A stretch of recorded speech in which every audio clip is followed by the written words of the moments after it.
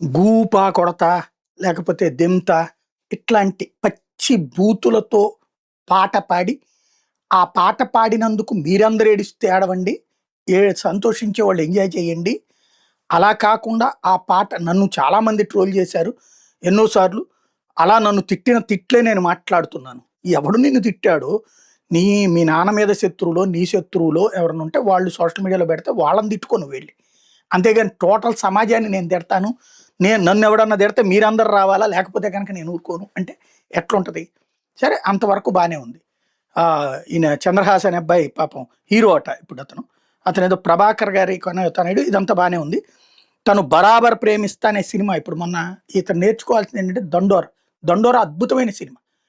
శివాజీ గారు మాట్లాడింది కూడా తప్పేం కాదు. కానీ సందర్భోచితం అన్నటువంటిది ఉండాలి. సందర్భానుసారం ఉండాలి. నిజంగా ఇతను పాడిన పాట సినిమాలో ఉంటే గనక సినిమా సెన్సార్ సర్టిఫికేట్ ఆగిపోయేది. సినిమా మొత్తం నాశనం అయ్యేది. ఈ పాటని ఇతను విడిగా పాడాడు. కాంట్రవర్సీ చేయడం కోసం పాడాడు. కాంట్రవర్సీ చేస్తే వ్యక్తిగా ప్రచారం పొందుతున్నారు. సినిమా నాశనం అవుతుంది.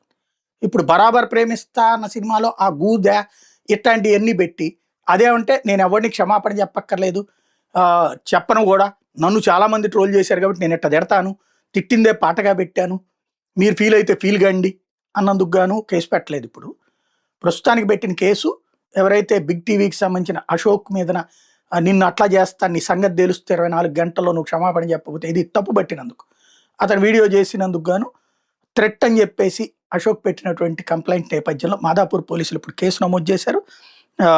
తాజాగా ఈ అంశం మీదన విచారణ చేస్తారు.